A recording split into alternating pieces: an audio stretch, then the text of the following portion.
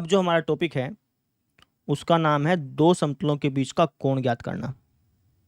दो समतलों के बीच का कोण ज्ञात करना तो बहुत सिंपल है भाई, कुछ है ही नहीं इसके अंदर।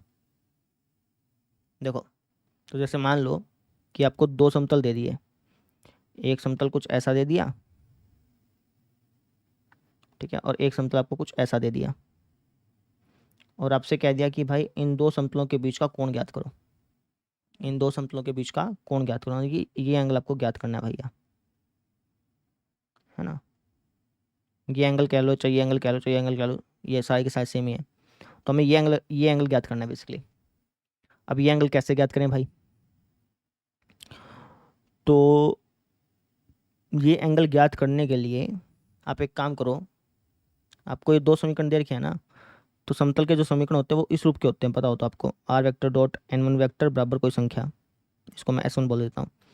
इसका इक्वेशन मान लो कि r vector dot n two vector बराबर में कोई संख्या, ऐसे है, ठीक है। तो अगर आप ध्यान से देखें, तो अगर मुझे इन दो रेखाओं के बीच का कोण ज्ञात करना है, तो मैं एक काम करता हूँ। इन दो रेखाओं पे जो परपेंडिकुलर बन रहे हैं, मान लो कि इस रेखा पर परपेंडिकुलर कुछ ऐसा बन रहा है, और इस रेखा पर जो परपेंडिकुलर वेक्टर है वो कुछ ऐसा बन रहा है, ठीक है। तो इन दो तलों के बीच का जो कोण होगा वो असल मायने में इन दो परपेंडिकुलर वेक्टर्स के बीच के कोण के बराबर ही तो होगा। समझ रहे हो? इसको थोड़ा सा मैं बड़ा बनाऊं। देखो, इसको थोड़ा सा छोटा करके फिर बड़ा बनाता हूँ। मैं आपसे ये कह रहा हूँ बेटा कि ये जो कोण है वो असल मायने में ये परपेंडिकुलर वेक्टर, इसको मैं थोड़ा सा आगे बढ़ा लिया हूँ, और ये परपेंडिकुलर वेक्टर, इन दो परपेंडिकुलर वेक्टर के बीच में जो कोण होगा और जो ये कोण होगा, दोनों सेम ही तो होंगे भाई, है ना। इन दो परपेंडिकुलर वेक्टर के बीच में कौन सा कोण होगा? ये वाला। अब ये वाला कोण और ये वाला कोण क्या बराबर नहीं है? बताइए। बिल्कुल बराबर है। कैसे? ये 90 का एंगल बन रहा है, ये 90 का एंगल बन रहा है, ठीक है ना। तो अगर आप ध्यान से देखें तो बेसिकली एक चतुर्भुज बन रहा है, 1 2 3 4 चतुर्भुज बन रहा है। तो ये तो 90 का कोण है, साफ साफ पता है। ये भी 90 का कोण है ना। अब इसको लेट से मैं थीटा बोल दूं, तो ये भी थीटा पाना ही पाना है। कैसे पाना है बताता हूँ। तो अगर इसको मैंने लेट से थीटा बोल दिया, तो अगर मैं आपसे पूछूं कि ये वाला कोण बताओ, ये वाला, तब क्या कहेंगे? ये होगा जी हमारा 360 डिग्री, क्योंकि चारों कोणों का जो कोण, चारों कोणों का जोड़ 360 होता है ना, माइनस इन तीनों को जोड़ के घटा दो, 90 प्लस थीटा प्लस 90। तो ये हो जाएगा 360 माइनस 90 प्लस 90 180 प्लस थीटा, घटाएंगे तो आएगा 360 माइनस 180 माइनस का थीटा, यानी कि 180 माइनस का थीटा। कहने का मतलब ये जो कोण है वो 180 माइनस थीटा है। अगर ये कोण 180 माइनस थीटा है तो ये वाला कोण क्या पाएगा? थीटा ही तो पाएगा बेटा। कहने का सिंपल से इतना मतलब है कि दो समतलों के बीच का जो कोण होता है वो असल मायने में उन दो समतलों के ऊपर जो परपेंडिकुलर वेक्टर बन रहा है उनके बीच के कोण के बराबर होता है, ठीक है। अब दो वेक्टर्स के बीच का कोण कैसे ज्ञात करते हैं वो तो हमने पिछले चैप्टर में सीख लिया था। दो वेक्टर्स के बीच का कोण कैसे ज्ञात करते हो? आपको सर दो वेक्टर्स के बीच का कोण ज्ञात करने के लिए हम फॉर्मूला लगाते हैं n1 vector dot n2 vector upon में n1 वेक्टर का मैग्नीट्यूड गुणा में n2 वेक्टर का मैग्नीट्यूड, और इसका वापस से मापांक। आपको सर इसका वापस से मापांक क्यों लिया? क्योंकि भैया हमें यहाँ पे दो वेक्टर्स के बीच का कोण नहीं ज्ञात करना, हमें यहाँ पे दो प्लेन्स के बीच का कोण ज्ञात करना है। समझ रहे हो? मापांक इसलिए लिया मैंने। तो आप कह रहे हो सर अभी तो आपने कहा कि इन दो वेक्टर्स के बीच का जो कोण होता है वही कोण इसका होगा। समझो मेरी बात को ध्यान से, ये बात बिल्कुल ठीक है कि दो वेक्टर्स के बीच का जो कोण होता है वही कोण इसका होगा। लेकिन अगर आप ध्यान से देखें तो प्लेन में दो कोण बन सकते हैं, एक तो न्यून कोण, एक अधिक कोण। और मैंने आपको बताया था कि जब भी हम रेखाओं में, तलों में कोण की बात करते हैं तो हम हमेशा न्यून कोण लेते हैं, 90 डिग्री से छोटा वाला कोण लेते हैं। तो उसलिए मैंने यहाँ पे मापांक लगाया।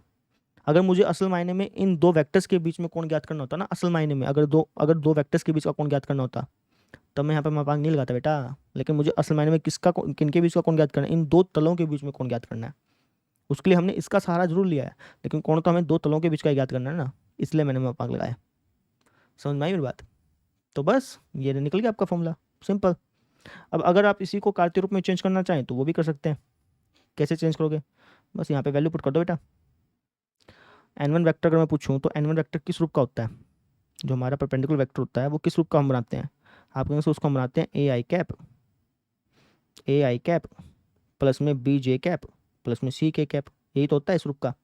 इसको लेट से A1 B1 C1 बोल देता हूँ। अगर मैं इस नॉर्मल वेक्टर इस नॉर्मल वेक्टर का घटके रूप पूछूं तो क्या हो जाएगा, A2 I कैप प्लस में B2 J कैप प्लस में C2 K कैप। तो बस यहाँ पे वैल्यू पुट कर देना।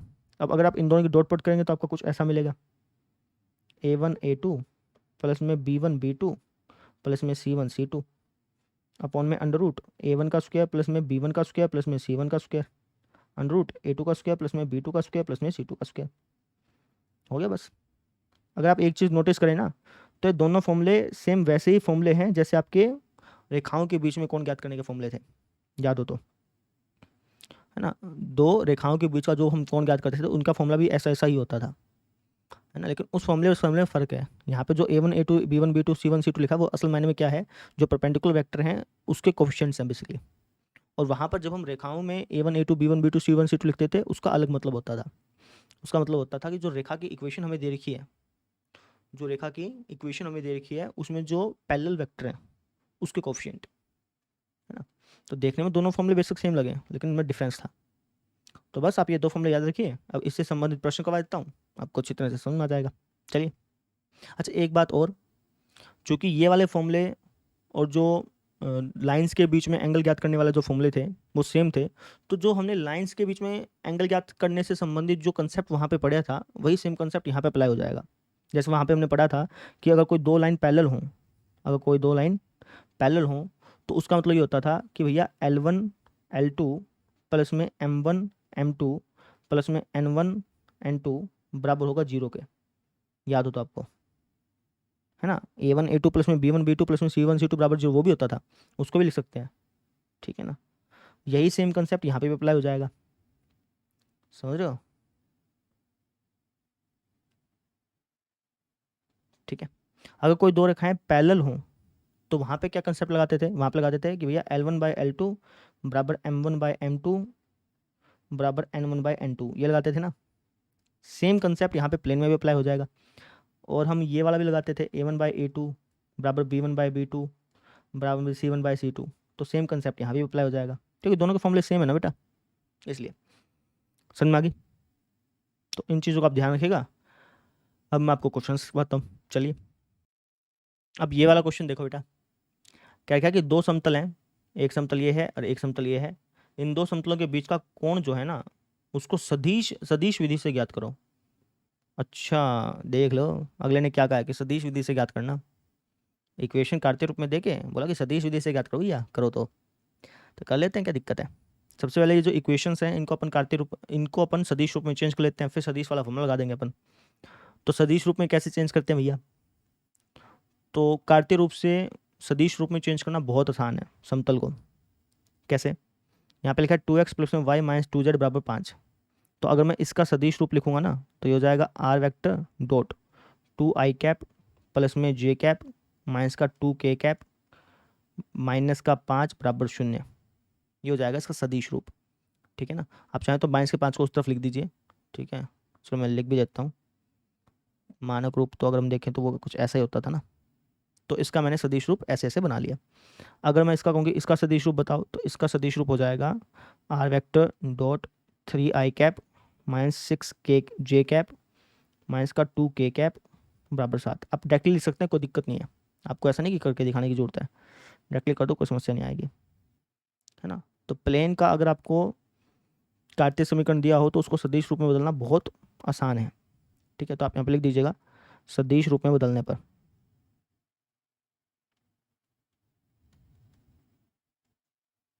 तो हमने इनको सदिश रूप में बदल दिया भैया। अब तो इनके बीच अपने को कौन ज्ञात करना है, तो सूत्र क्या था, ये था जी कोस थीटा बराबर, थोड़ा सा नीचे लेकर जा रहा हूँ, n1 vector dot n2 vector upon में n1 वेक्टर का मैग्नीट्यूड गुना में n2 वेक्टर का मैग्नीट्यूड।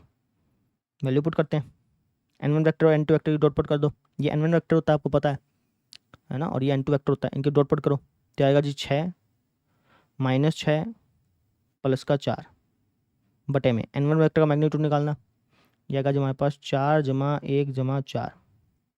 इसका मैग्नीट्यूड निकालना n2 वेक्टर का, तो आएगा 9 जमा 36 जमा 4, ठीक है ना। सोल्व कर लो बेटा। तो ये तो गया, ऊपर बच गया 4, नीचे अगर हम देखें तो ये हो गया 9, 9 का रूट 3, ये हो गया हमारे पास 49, 49 रूट 7। तो ये हमारे पास आ गया 4/7 या 21, मापांक लेंगे तो यही आएगा। तो थीटा की वैल्यू क्या हो जाएगी, कोस इनवर्स 4/21। ये आ गया बेटा अपना आंसर। कितना सिंपल सा था, समझे? ऐसे करना था। आई होप सो आपको समझ में आ गया होगा। अब हम देखते हैं अगला प्रश्न। चलिए, अब जैसे ये वाला क्वेश्चन है, इसको भी पिछले जैसे ही कर सकते हो, है ना, क्योंकि इस क्वेश्चन में कहीं नहीं बोला कि सदिश रूप से ज्ञात, सदिश विधि से ज्ञात करो, कार्तीय विधि से, ऐसा कुछ नहीं बोला। तो चाहे तो आप इसको सदिश रूप में बदल के फिर ज्ञात कर लो, नहीं तो आप डायरेक्टली कार्तीय वाला फॉर्मूला लगा सकते हो। मैं डायरेक्टली कार्तीय वाला फॉर्मूला लगाऊंगा। कैसे, देखो, तो कार्तीय रूप में फॉर्मूला क्या था, याद हो तो आपको, आपके से कार्तीय रूप में जो हमारे पास फॉर्मूला था, तो डायरेक्टली ले लेते हैं। कार्तीय रूप में जो हमारे पास फॉर्मूला होता था वो होता था A1 A2 प्लस में B1 B2 प्लस में C1 C2 अपॉन में अंडर रूट A1 का स्क्वायर प्लस में B1 का स्क्वायर प्लस में C1 का स्क्वायर अंडर रूट A2 का स्क्वायर प्लस में B2 का स्क्वायर प्लस में C2 का स्क्वायर। तो इसके अंदर वैल्यू पुट कर दो बेटा। A1 की A2 से गुणा करना, A1 ये है बेटा, A2 ये है, तो 3 दूनी 6, ठीक है, माइनस B1 की B2 से कर लो, माइनस का 12 प्लस में C1 C2 की, तो 2 की -2 से माइनस का 4, ठीक है। अब A1 का स्क्वायर प्लस B1 का स्क्वायर प्लस C1 का स्क्वायर, 9 जमा 36 जमा 4 यानी कि रूट 49 होगा, जो कि होगा 7। ऐसे A2 का स्क्वायर प्लस B2 का स्क्वायर प्लस C2 का स्क्वायर, 4 जमा 4 जमा 4 यानी कि रूट 12। रूट 12 को अगर आप लिखना चाहें तो आप लिख सकते हैं 4 × 12, और 4 का रूट होता है 2 रूट 3, ऐसे लिख सकते हैं। रूट 12 को आप ऐसे लिख सकते हैं बेटा। इसको सॉल्व कर लेते हैं। तो यहाँ से मैं डायरेक्टली कर लेता हूँ। थीटा की वैल्यू हो जाएगी कोस इनवर्स, इसको देखूँ तो क्या हो जाएगा, ये हो जाएगा 6 माइनस का 16 माइनस का 10, -10 का मापांक होता है 10, ठीक है, बटे में है हमारे पास 7 दूनी 14 रूट 3। इसको और सोल्व कर लेते हैं। तो ये आ गया हमारे पास कोस इनवर्स 5 पे गया 7 पे गया, तो 5/7 रूट 3 हो गया अपना आंसर। तो ऐसे ज्ञात करने हैं दो समतलों के बीच के कोण को। समझ में आया? अब हम देखते हैं अगला कंसेप्ट। चलिए,